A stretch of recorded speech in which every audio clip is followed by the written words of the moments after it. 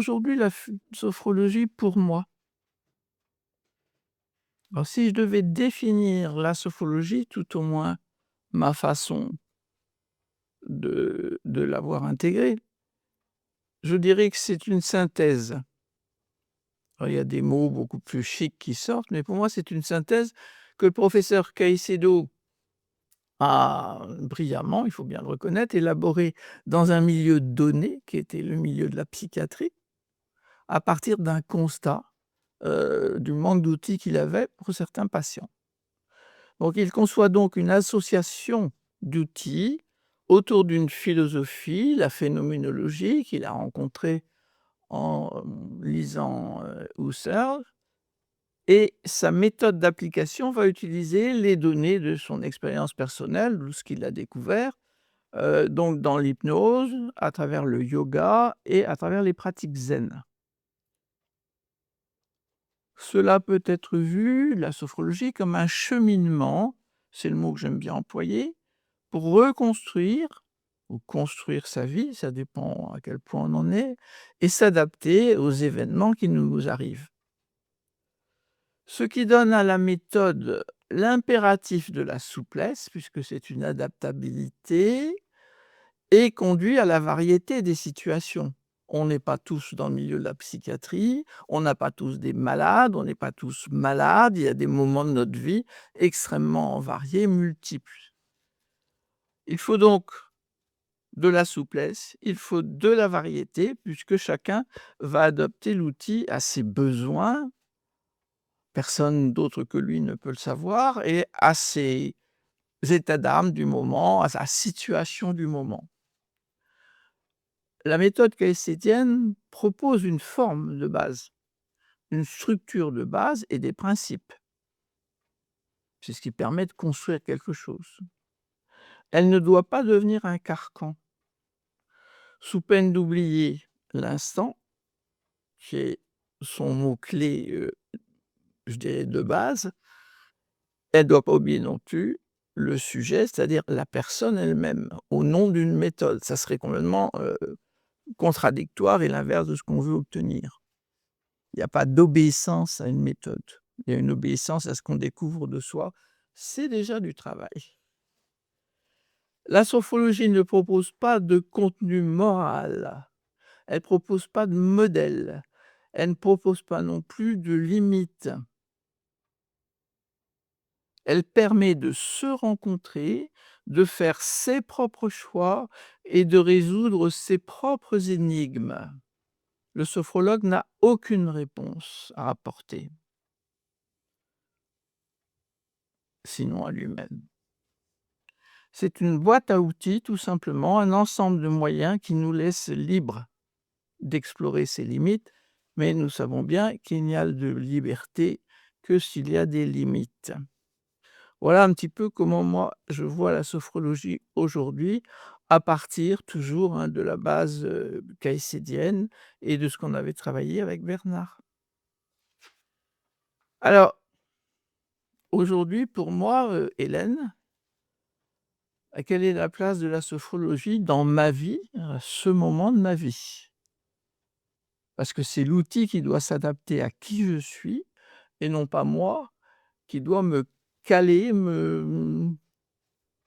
m'organiser pour que l'outil, serve à quelque chose. On est quelquefois sur une contradiction avec les méthodes, hein. Alors sur le plan personnel, eh bien, je dois adapter la méthode à une retraitée de 82 ans, à mobilité réduite, occidentale, cérébrale, très cérébrale, trop cérébrale, ayant tendance à négliger ce que dit son corps et suivant sa bonne éducation, à y aller quand même. Vous connaissez. Créative, idéaliste, trop idéaliste, donc beaucoup dans la tête. Ça serait pas la même sophrologie pour quelqu'un qui ne serait que, déjà dans le matériel, par exemple. Donc à partir de ce constat, comment est-ce que je peux utiliser la sophrologie? Comment est-ce que je peux adapter les méthodes à cette réalité-là, à mes besoins.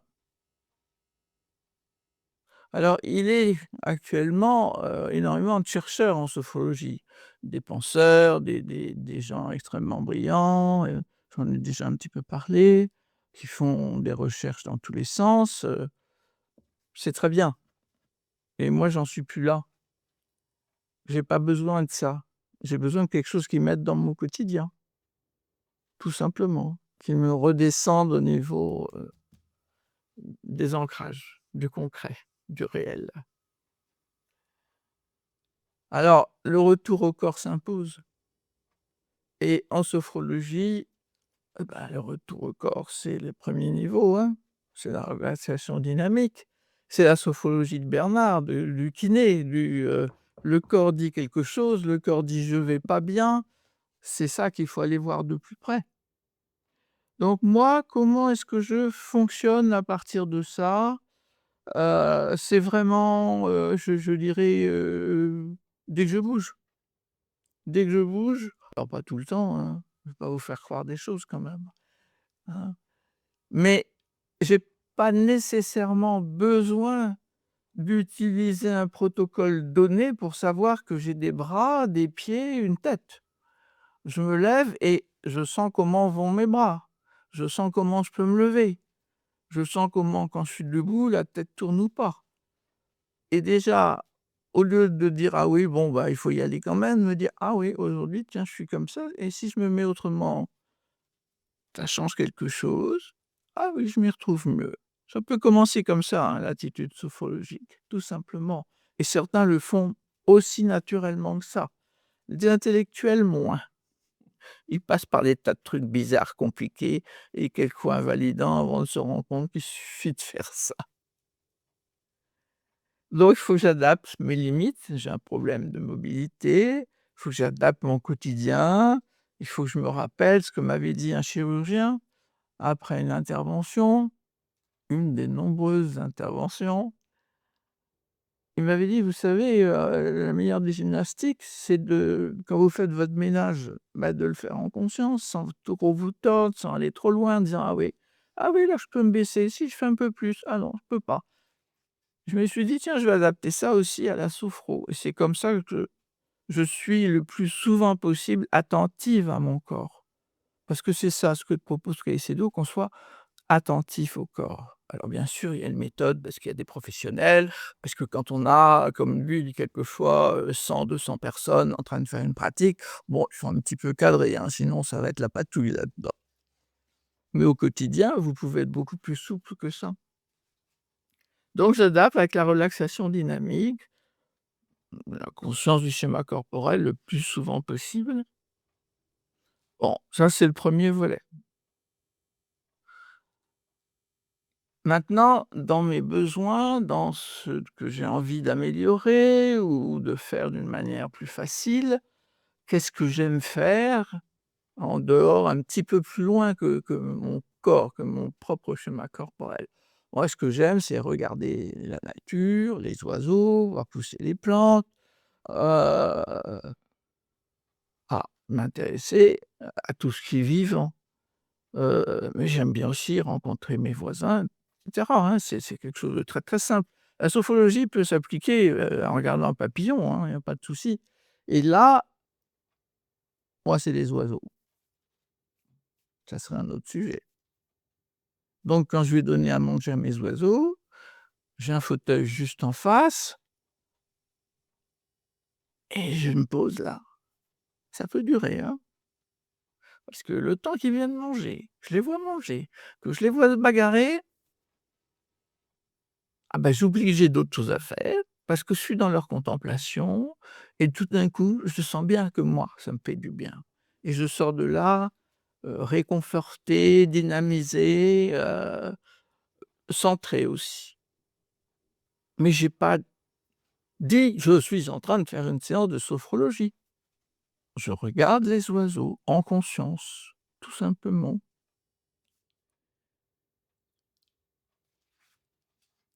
Maintenant, il y a des choses différentes de la nature, des choses dont j'ai envie. Depuis longtemps, j'en ai plusieurs fois parlé pendant ces vidéos. Par exemple, l'écriture. qui est un de mes grands sujets et pour lequel, j'ai travaillé pas mal avec Bernard à trouver les protocoles qui pouvaient correspondre. Depuis, j'ai d'autres protocoles suivant le type d'écriture que je veux mettre en place. Alors, par exemple, si je suis tenté par une écriture très créative, j'ai envie d'écrire des choses un peu folles, un peu nouvelles, qui me sortent de mon quotidien, de me dire: «Allez, ici, par exemple, j'explorais, j'allais l'Himalaya, je trouvais sur l'Himalaya des choses secrètes, des territoires inconnus, des trous bizarres où j'allais chercher». Là, il va me falloir un type de sophrologie, très libre et je vais travailler plutôt avec, ce qu'on appelle le rêve éveillé.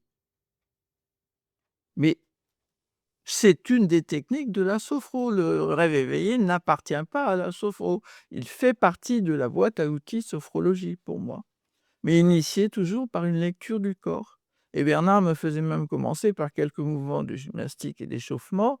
Après, donc une lecture du corps et après moi-même, j'entrais toute seule dans le rêve éveillé à partir si j'avais dit Himalaya, je disais Himalaya et je laissais venir les images, avec des surprises quelquefois.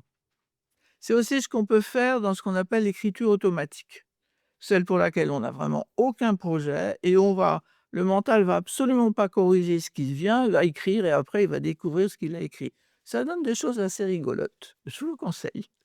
Donc ça, c'est de la sophro aussi, vous voyez?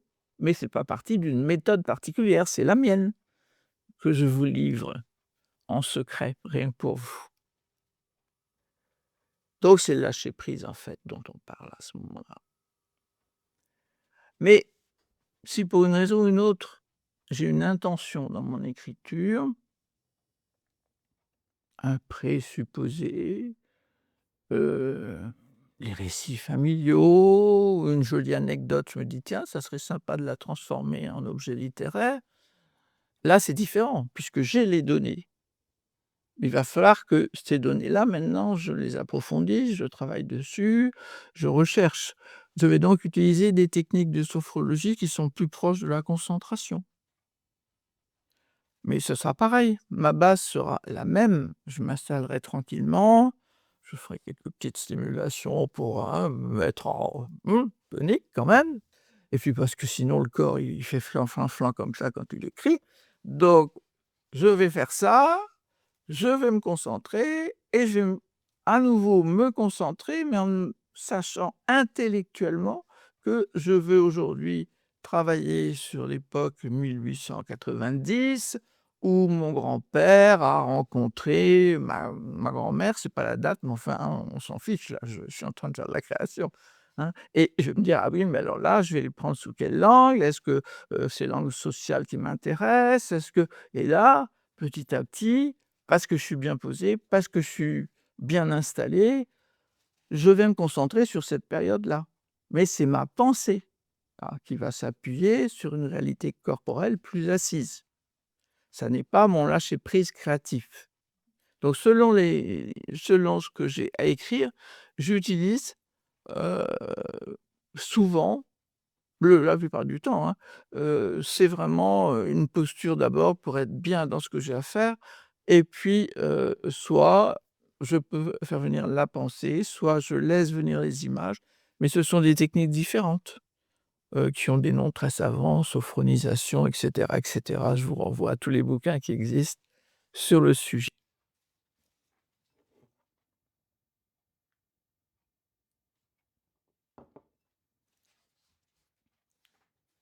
Il y a l'écriture, bien sûr, il y a ce qui me fait plaisir, il y a ce dont j'ai envie, il y a ce que je décide. Regarder des oiseaux, écrire une recette de cuisine et puis il y a ce qui m'arrive par surprise, ce qui ne m'appartient pas, qui fait partie du cours de la vie, qui quelquefois est agréable, quelquefois les moins. Il y a mes situations d'urgence. Alors, ça peut être un choc, une émotion, quelqu'un qui en voiture me respecte pas le stop et à chaque fois on a envie de dire, «Quel celui-là» et on se dit: «Non Hélène, tu conduis donc concentration, le siège, le machin, retour, respiration abdominale», ça vous connaissez, c'est tout le temps, hein. Il y a ces petites urgences-là, donc c'est un réflexe, hein, la respiration diaphragmatique. Il y a les maladies, bon, il faut gérer, une poussée de fièvre, un état un peu vaseux. Puis il y a les trucs un peu plus embêtants. Entre les premières vidéos et celles d'aujourd'hui, il y a 6 mois et entre-temps et bah, d'ailleurs même pendant les vidéos, j'ai appris que je faisais une récidive de mon cancer du sein, dont le diagnostic a été rapidement posé et après, comme évidemment diagnostic et après les soins, ça a été une mammectomie que j'ai alors je dirais pas eu à subir parce qu'en fait non, justement grâce à la sophrologie, je l'ai affrontée, ce qui est très différent. Grâce à la sophrologie, le patient devient acteur de ce qui se passe et peu ou prou, on n'enlèvera pas le symptôme, hein, mais être moins dans «je subis» et plutôt dans «bon, ben, voilà, qu'est-ce que je peux faire avec ce qui se passe?» Donc il y a eu ma mammectomie au mois de septembre et ça s'est bien passé avec deux temps forts. C'est le moment de l'annonce du diagnostic devant le médecin. Bon, cancer, c'est un mot qui fait peur, hein. Je pense que là, vous êtes en train de vous dire: «Ah oui, quand même. Oui, quand même. Effectivement, oui, quand même». Mais là, on entend ça, enfin j'ai entendu ça. Bon, à partir du moment où vous allez voir un spécialiste dans ces zones-là, vous avez une petite idée quand même, hein, de ce qui va peut-être vous arriver. Donc c'est pas vraiment une surprise et si vous êtes resté calme depuis que le mot vous est venu, bah, vous avez une confirmation et puis, vous respirez, hein. Très, très bien la respiration diaphragmatique, très bien. Et vous êtes devant le médecin, sur votre chaise, vous dites: «J'ai des fesses, elles sont toujours là, elles au moins, ça c'est du sûr» et comme ça on arrive devant la situation. Ça n'est pas une pause de ma part, c'est une réalité.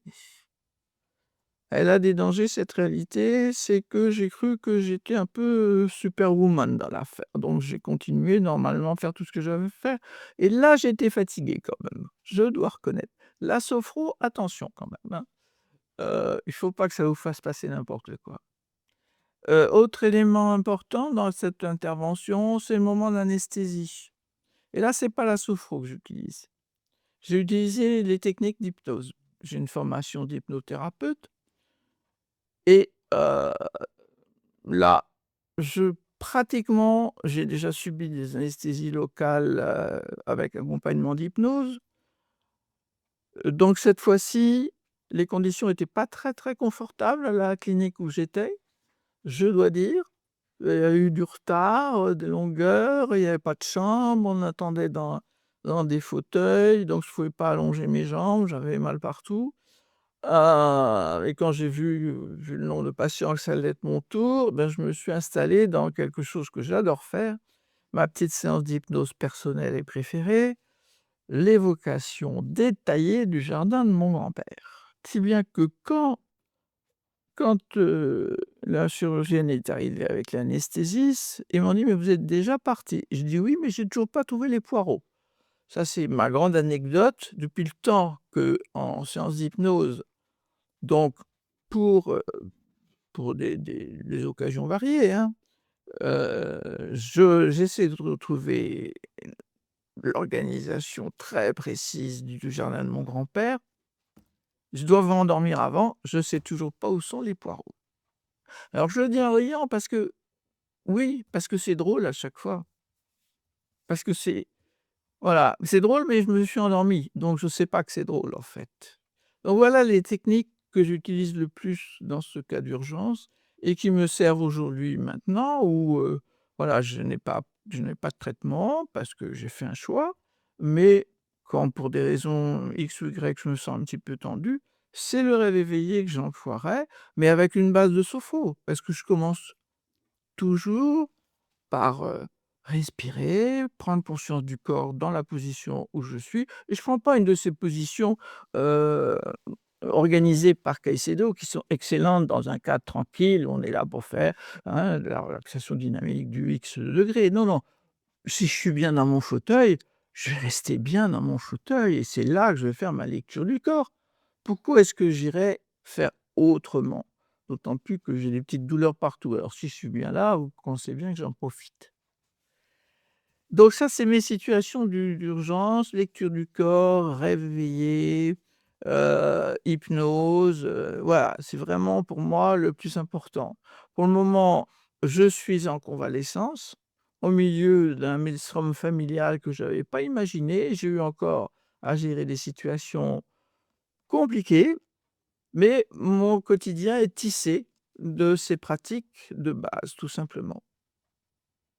Et en ce qui me concerne donc, étant donné la personne que je suis, j'évite toutes les obligations de pratique. Tu vas faire de la sophro 2 fois par jour, à telle heure, à telle heure, à telle heure, parce que ça, je me sentirais coupable parce que j'y arriverai pas. Donc je vais ajouter de la culpabilité au lieu de mettre un peu de légèreté dans ma vie. Et en plus, si je dois bien faire les choses, je restreins ma liberté. Le bien est le bien de qui? Qui a décidé que c'était bien de faire comme ça? Donc je suis très souple. Je fais ça sans formaliser outre mesure. Nous avons assez de choses qui nous mettent au carré à cette vie. Alors je ne fais pas de la sophro, mais je regarde des oiseaux. Je tourne les pages d'un livre en me disant: «Chic, qu'est-ce qu'il y a là dedans?» Je respire l'odeur d'un plat qui mijote. Je souris de l'élégance d'un mouvement que je vois par mes fenêtres. Cela me comble dans l'instant. C'est un retour au corps, c'est un retour aux sensations, loin des sirènes de l'intellectualisation, et ça me rappelle quelqu'un qui s'appelait Voltaire, qui a écrit quelque chose qui s'appelle Candide, et dans Candide, il y a celui qui dit: «L'essentiel est de cultiver son jardin», tandis que Pangloss, le maître de philosophie très élucubré, commence lui aussi à dérailler un peu, et Candide lui dit: «Tout cela est bien, maître Pangloss, mais il faut cultiver notre jardin». Ça, c'est sur le plan personnel. Il y a un deuxième plan important, c'est dans le relationnel. Ça a été un petit peu du professionnel, hein, les premiers temps après ma retraite, parce que après, j'ai travaillé un peu, j'ai animé des groupes.